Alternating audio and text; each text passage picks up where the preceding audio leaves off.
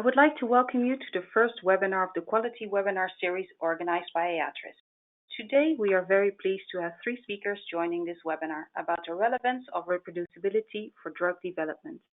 My name is Rosanne Vechter, I'm Education Manager at EATRIS, and I will be hosting this webinar today.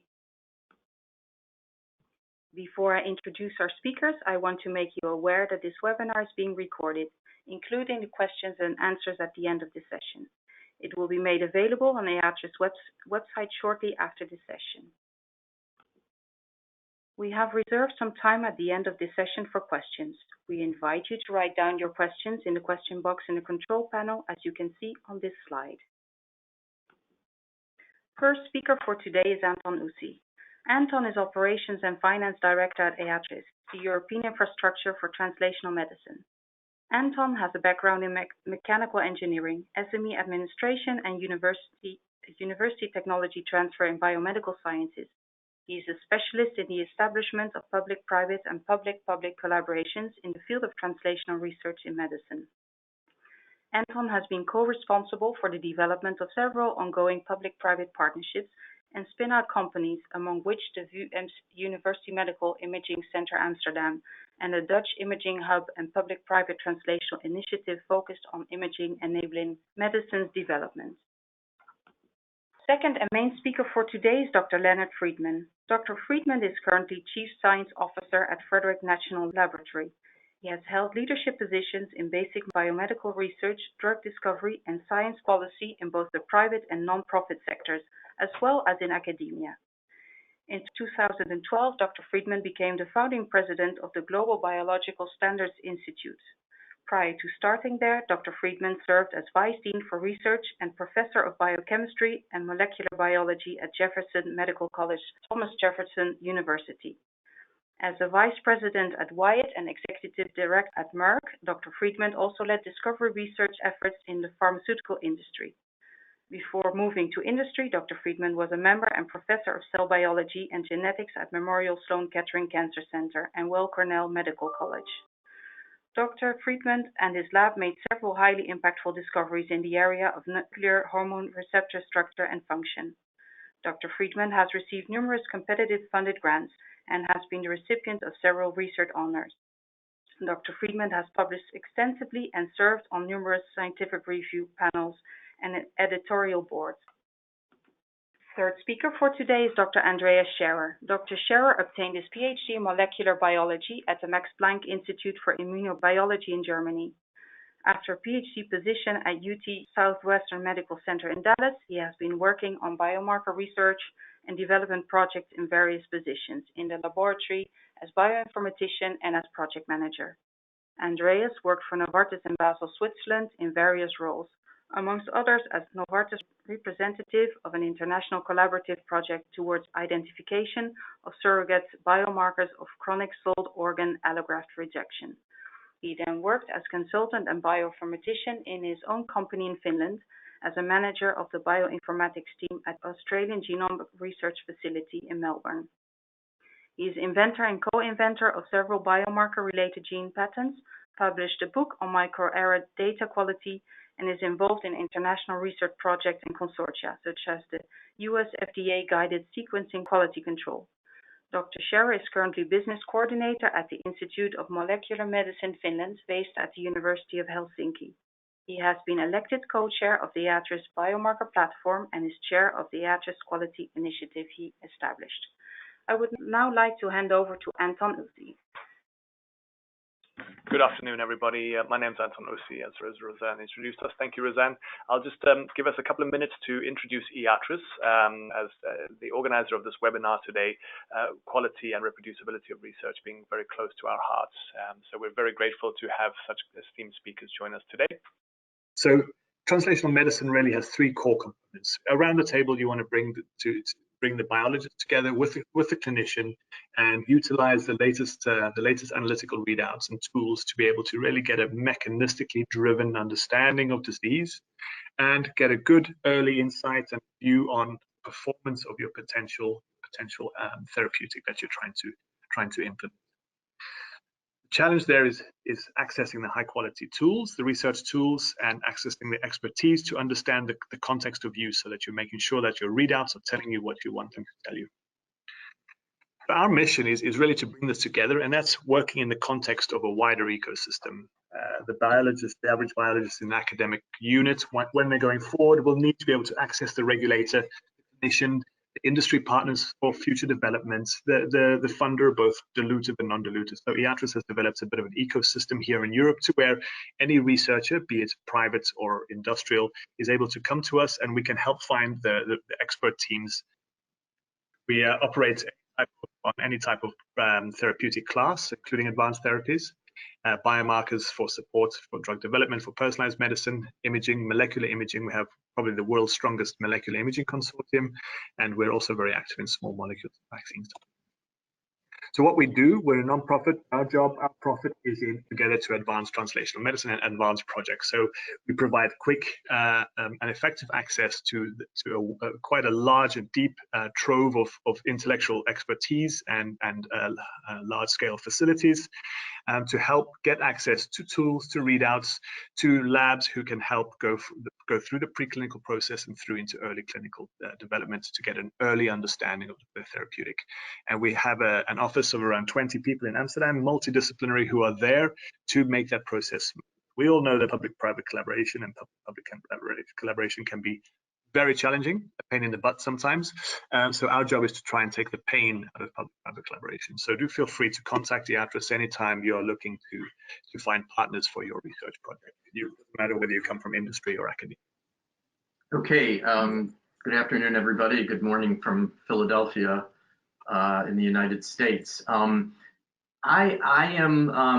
This is really, this webinar today is really an introduction to the challenges and issues around reproducibility, in this case specifically in drug development. But what I would like to do is just sort of set the stage for further webinars and further discussion. And so what I'll do in this presentation is frame the issue, give you a couple of specific examples, really in this case, really focusing on reagents. I think that, obviously the problem of reproducibility in research is very, very complex, and it involves all kinds of issues from open access to incentivizing researchers to issues that I will talk about today, specifically around reagents. Just to frame the issue, this was a survey that Nature carried out in 2016. They surveyed over 1,500 researchers in various scientific areas, and it was a fairly in-depth survey, but this was one of the general questions that was asked: is there a reproducibility crisis? And greater than 2/3 of the respondents said yes. Yeah, either there is a significant crisis, or yes, there is a slight crisis. The causes of irreproducibility, which makes it difficult, although extremely important to address, are very complex, as I mentioned earlier. And my organization, Global Biological Standards Institute, published a white paper a few years back that really deconstructed, as best we could, many of the factors that are contributing to irreproducibility. And this slide lists them, at least based on results that we generated from talking to thought leaders in industry, academia, nonprofits, etc. This is in order of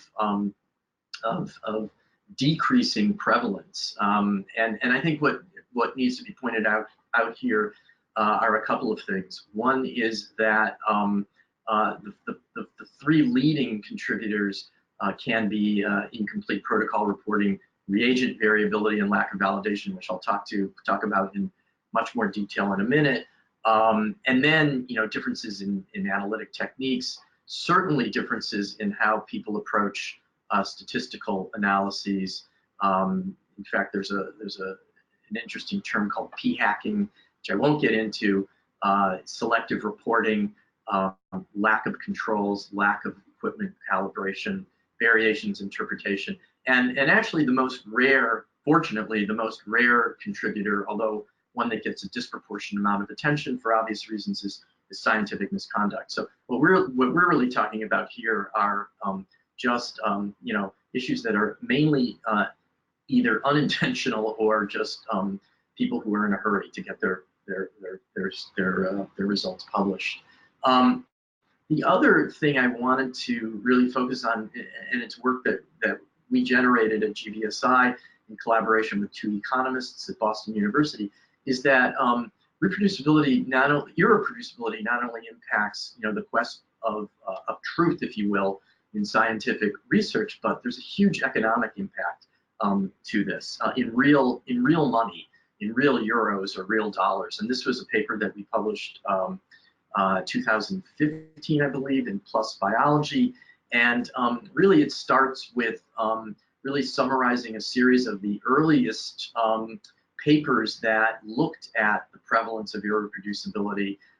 Probably the most famous of which was generated out of Amgen by Glenn Begley and Leah Ellis at MD Anderson, that showed when they analyzed, well, I don't remember, 53 of the most impactful papers in cancer biology, 11% of those were reproducible.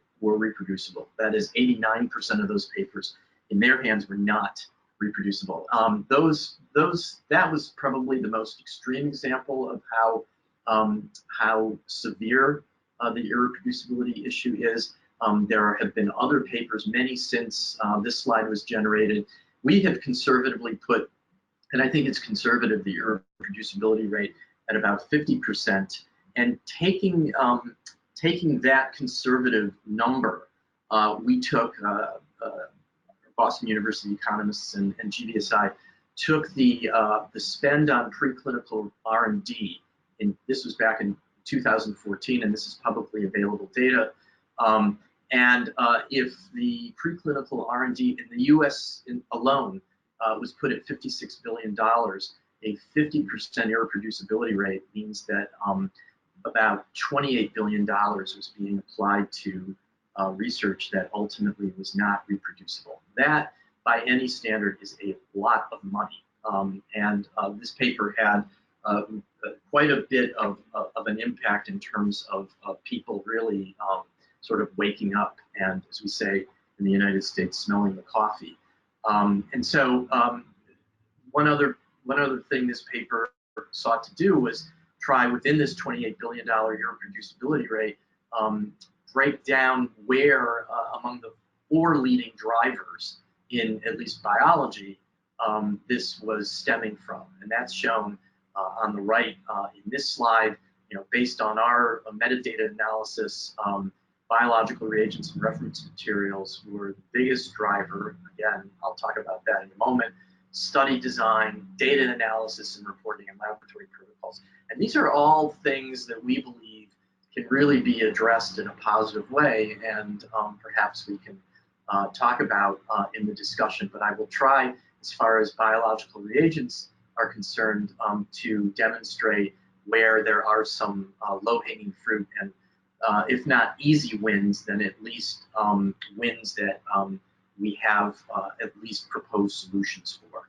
So in terms of formal quality systems, what's interesting, and it pains me because I've been in personally both in academia and industry, is that really irreproducibility occurs ultimately in the absence of a unifying quality control and assurance framework, which for the most part really is in play in industry, as you can see here, but not necessarily in academia. And that really, the problem, when it comes to standards, best practices that can address reproducibility, unfortunately, a lot of that really stems from the sort of culture, again, one that I have participated in academia. And so what we have proposed over the years is that standards facilitate the alignment of best practices, reduce variance, and ultimately improve reproducibility. Let's talk for just a moment about standards. They played a key role in the development of wide range of industries. In fact, almost everything one could think of, from the webinar that we are currently on, to cell phones that we use, to the barcodes that people use throughout the world in retail, to banking. I was just in Israel actually, and used my United States Wells Fargo ATM card freely and liberally, if you will, at any ATM machine. Shipping and transportation, utilities, etc. But strangely enough, standards have really lagged behind in biomedical research. I think with a couple of exceptions, which I'll talk about, don't exist at all. And I think that here's where there is an achievable, I think, win as far as reproducibility is concerned. So what are biological standards? In general, there are two kinds of standards, not just as they apply to biology. There are material standards, which are essentially reference materials, reference reagents. There are written consensus standards, documents that outline community consensus around certain practices. And then there are really informal de facto standards, which I think are in many ways more applicable to biological research. This was an interesting survey that appeared in The Scientist in 2016, and they asked where problematic products, specifically around reagents, caused issues with individuals as they affected reproducibility. And the big three, in fact, are animal models, which I'm not going to talk about today, but maybe Andreas might, because there are people I know at the University of Helsinki who have had interesting solutions to working with animal models. Antibodies, antibody reagents, and I'm talking about specifically research antibodies, and cell lines. So those are really three that we have focused on, and I'll try to give you just a taste of where improvements can be made. So let's talk about cell lines first. Anybody who's done basic biological research have used in various contexts cell lines, and there are issues of misidentified cell lines, either coming from cross-contamination, even within a laboratory, mislabeling of cell lines, genetic drift, particularly with cancer cell lines, very notorious for genetic instability. There's also issues around microbial and viral contamination, as well as culture heterogeneity. And in fact, this even in the last couple of years, there have been some very interesting papers that have documented how cell misidentification or contamination really has had an impact on reproducibility. One paper I found interesting, in part because of the title, The Ghosts of HeLa, How Cell Line Misidentification Contaminates the Scientific Literature. And what's really interesting here is that these authors found that over 32,000 articles reporting on research used documented misidentified cells. There are databases that list those cell lines that have been shown to be misidentified, and yet in this particular case, they found almost 33,000 articles that use these cell lines, which, and even scarier, were cited by over 500,000 other papers. So you can see how this can magnify. And then Todd Golub's group at Dana-Farber, I believe, published a very, very detailed paper in 2018 that showed that in cancer cell lines, in particular, the sort of genetic drift that occurs can really have major effects on drug response. So, how, in particular, the relevance of reproducibility in drug development, which is the focus of this webinar, here's a perfect example of that. So if you're doing drug screening, at an industrial level, and you're using a particular cancer cell line, you better be very, very careful on what you're using and how long it's been in culture, because it has dramatic effects on the drug response, and you can get really fooled by those effects. So the misidentification are shockingly common. A paper, albeit published several years ago, showed that 15 to 36% of cell cultures are misidentified. And I mentioned that there is a register of cell lines that are known to be misidentified. That is from the organization called ICLAC, and I urge you all to go to their website, iclac.org, and they have a current and constantly updated list of misidentified cell lines. And yet, many of those, as I just showed you, many of those cell lines are still being used, they're still in circulation, and even more disturbingly, the majority of researchers do not authenticate cell lines. And that is here where there is an easy win, because at least for human cell lines, and most recently, I believe for mouse cell lines, there is a very easy, very inexpensive authentication test. It's STR. I'll get into that in a moment. And STR, which is essentially DNA fingerprinting, is a very, very effective way to authenticate cell lines. So we did a survey about 4 years ago, published in the journal Biotechniques, asking people about cell authentication. We had nearly 500 respondents. These are people who worked in academia and did use cultured cell lines on a daily basis. And to our shock and dismay, when we asked respondents, how frequently do you use any one of a number of confirmation quality controls, whether it's sequencing, STR, which is, as I said, DNA, short tandem repeat DNA fingerprinting, karyotyping, SNP analysis, or even old-fashioned isoenzymology. You can see in all cases, the vast majority of people said they never did. So despite the fact that there's been a lot of attention paid to misidentified cells and the importance of authentication, and that there is, in fact, a very effective assay for it, the majority of respondents, at least in 2015, it would actually be interesting now to do the same survey, since we and others have been, I think, fairly impactful on getting the word out to see if these numbers have in fact gone down. But as I mentioned, there is an authentication standard. It's a real standard. It's an ANSI ISO standard 002-2011. That's when it was developed. And like most written standards, although it's also a material standard, it describes how cell line authentication is carried out using STR.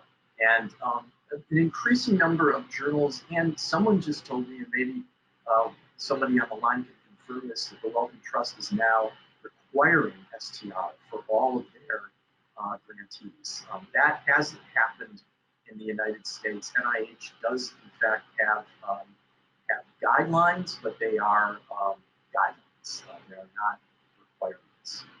Another thing we can talk about. As far as an economic impact, even on cell-related misidentified cells, I don't want to go through the data here for lack of time, but we calculated that over $1 billion could be recovered from the close to $4 billion the NIH alone spends on cell-related research if we could decrease, not necessarily eliminate, but lower the misidentification from the 15 to 36% that has been cited to, say, 5 to 10%. And again, I think $1 billion is a lot of money, and this is not a difficult thing to achieve. Second area I wanted to at least give you some some thoughts on, and I think it's again a bigger driver of irreproducibility in cell lines, are research antibodies. And a lot of attention has been given to this. I think very few tangible, workable solutions, quite frankly, have been implemented when it comes to antibodies. But it's a huge problem. As I said, I think probably much bigger in terms of the impact and even the cost than cell lines. Despite being a commonly used reagent, there are no universally accepted guidelines for standardized methods for validation. Part of that is because it's a sort of fit for purpose kind of issue. That is, each assay that can be used for a given antibody could have its own, needs to have its own sort of fit for purpose standardization application. That is, one antibody that may work well for Western blots may in fact not work at all for immunofluorescence. So there are many challenges to this area, and again, for time's sake, I think maybe it's something we could discuss. But as we've called it, it's really a two-headed monster. Researchers need to be more aware and perhaps be better trained. And I think this is a real training opportunity to ensure that even the best antibodies will fail, but also that the antibodies they receive from their favorite vendor often are not what they're promised to deliver. And so it's really incumbent on researchers, young and old, to validate antibodies that they purchase. And having said that, because this is an area that's completely dominated now by producer companies, I think they bear quite a bit of responsibility for the quality, or in this case, really the lack of quality that we see in research antibodies. There's really spotty QC, QA, quality control and quality assurance in antibodies, and really anybody who's worked with antibodies in any context knows this, has experienced this. And again, there are some companies that are extremely, their whole sort of, I think, identity is wrapped around quality and quality assurance, and there are others who are really the opposite. So as I said, antibody companies share a lion's share of responsibility here, and it is very complex, and quality varies from company to company. Unclear, unknown, redundant sources. Many companies don't validate antibodies. Many don't provide validation data. Some companies are extremely good about QC and technical support. Others are very bad about it. And another thing that plagues this area is that it's really dominated by resellers. So you don't even really know when you get an antibody with a lot number where its origins came from. And that's actually important, because if one wants to reproduce a paper and the original authors describe a specific antibody from a specific vendor with a specific lot number, it may be very difficult to actually get that very same antibody from that very same lot. So that also, I think, is a really complicated thing. And so what we've been trying to do at GBSI, and we're continuing to do it, and hopefully in the next year or so you'll see it rolled out, is to really generate a scorecard that researchers can use on their own, and then post these scores and really provide information both to the research community, but also, quite frankly, put pressure on the industry to up their game when it comes to quality.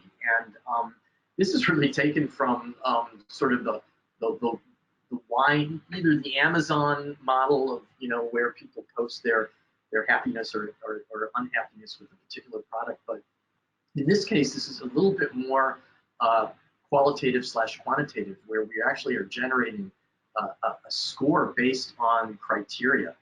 I think it's fine to just wrap it up by saying that we need to incentivize the broad use of standardized, validated reagents.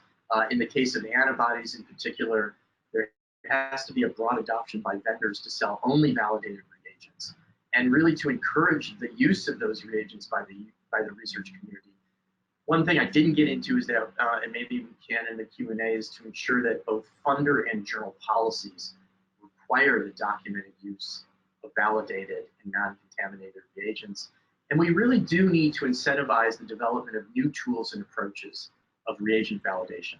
We need to define standard operating procedures for biological material handling. And then the last thing, and I think perhaps the most important, which I did not really discuss, is that we need to improve training programs of our students and postdocs at academic institutions that ensure that best practices are reinforced in all areas, but in the context of this talk, study design methods, reagents, and technology tools. And that's something I think where there's a huge potential for a win. So I think that I will stop now. Thank you so much, Leonard. I will now hand over back to Andreas. So let me tell you a little bit about the EATRIS Quality Initiative.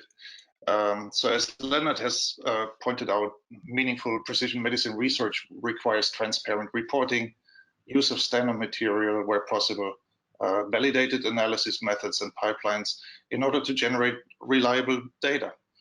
And so precision medicine makes, of course, use of data from many disciplines, as you can see here on the right-hand side, from genomics, imaging, proteomics, metabolomics, and others. And the generation and combination of or integration of diverse data types from precision medicine also makes these data vulnerable to errors and loss of robustness, of course. So it's been shown in too many, of course, cases that biases and other flaws in the experimental processes can lead to interpretation of the results, as shown here in the form of screenshots from recent publications, which all have looked into the quality issues. And you've seen these in Leonard's presentation. So in every discipline that was investigated, such biases were found, and Leonard compiled and showed such sources of variability, so I will not go further into this, of course. So on this slide, I would just like to reiterate that precision medicine is not only based on the technological and analytical aspect, it also requires many more disciplines, such as pre-analytical steps, for example, sampling, sample identification, annotation, and storage, and experimental design, including pre-analytical statistics such as sample size calculation and, of course, experience in the field. So each of these areas is subject to potential bias and imprecision, and which would lead eventually to flaws in data interpretation. And of course, EATRIS, as infrastructure for translational medicine, is very much concerned about these kind of flaws, and we would like to make sure that we get rid of them where we can. So let me explain a bit about how EATRIS wants to address this issue. As Anton said, EATRIS, with its about 100 participating academic research site, has developed pools of technology platforms with certain redundancies located at different sites across Europe. And therefore, it's in a really good position to participate, for example, in multi-site studies at national or international level, and help develop, for example, benchmark data regarding data quality. So these comparative data can then be used to develop quality assurance to, for example, provide expertise on quality standards, develop guidelines, and also to improve the quality and reproducibility of translational and clinical research through, for example, harmonization of technological processes and data interpretation. And so to initiate and better manage participation and to capture all the different activities of EATRIS sites in such studies, EATRIS founded the EATRIS Quality Initiative, which was back in 2015. And having the Quality Initiative as an umbrella organization, as an additional entity, allows a more focused management and oversight of the individual projects and a better representation to the public, of course, as we do right now. So let me give you some examples of how EATRIS tries to help address the issue of reproducibility and data quality assurance in a slide that colleagues from EATRIS in Amsterdam have made, Martin de Kort and Tony Andreu. So looking at technological comparative studies, I will go through just a few examples here. So five EATRIS sites have participated in a study developing an accreditation systems for 89 zirconium in PET imaging, which involved calibration and harmonization of calibration of instruments.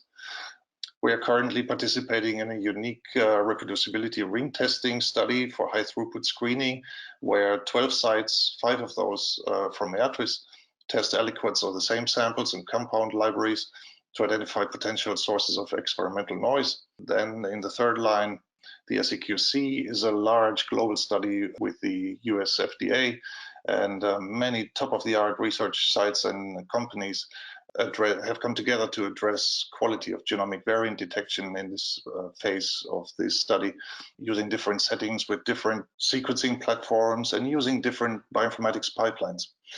And EATRIS is involved with 5 sequencing sites and 7 bioinformatics teams, and the first papers have been submitted or have been already accepted to Nature Biotechnology, and we hope to get more papers out as we speak almost.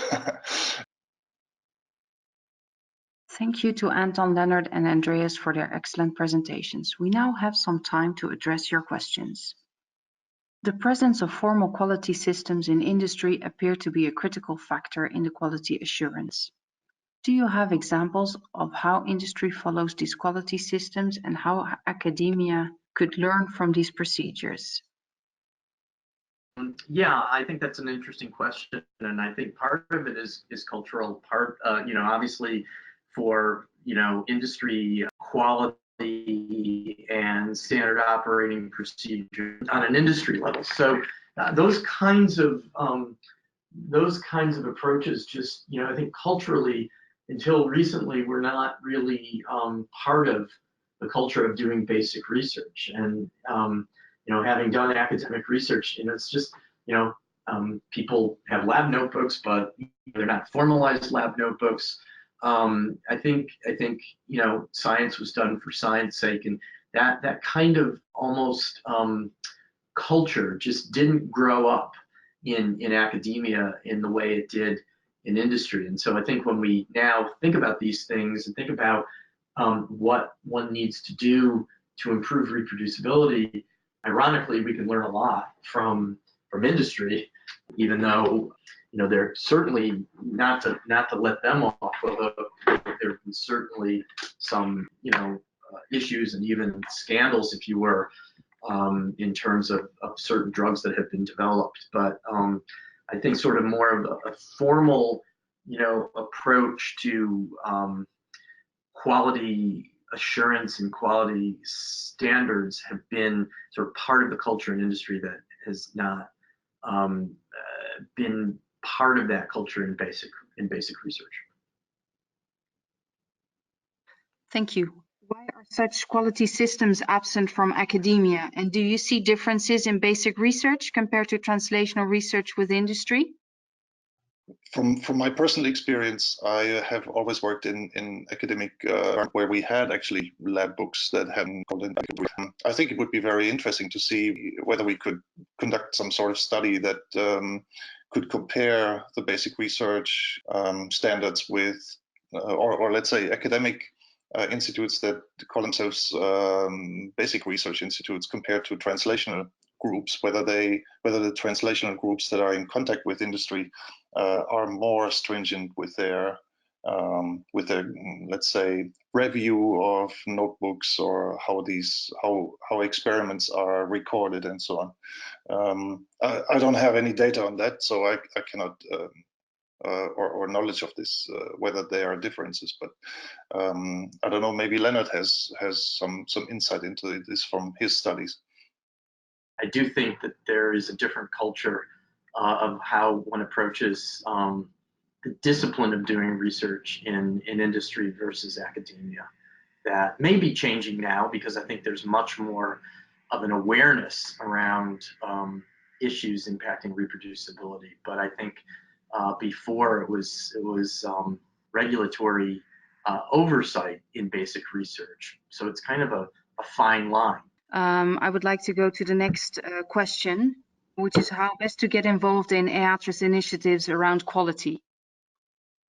Yeah, essentially, you can always get in touch with me. I don't know if I think you saw my slide with my contact information, or people can get in touch with you, and maybe you can redirect it to me if you didn't see the slide. So we are always open for suggestions, for participation in such consortia, when such suggestions which are interested in participation in such consortia, and whether it's timely to join these, or if so, it's all a matter of getting in touch with us, and we will be happy to discuss with you these suggestions or ideas. So yeah, please get in touch. Andreas, can I just add to your statement there? So just to mention that we're specifically also interested who potentially might want to initiate some sort of ring testing or other such harmonization or standardization process. We have now come to the end of this webinar. I would like to thank you all for attending today's webinar, with a special thanks to our lecturer for their nice and clear presentation. Should you still have any further questions to one of the speakers, I welcome you to submit those to us by email, and we will get back to you as soon as possible. The recording of this webinar will be made available to anyone interested on our website within 2 weeks. I would also like to point out that we will have another webinar in 11 days on November 19th regarding quality and high throughput screening. We hope to all see you again then. Thank you and have a nice day.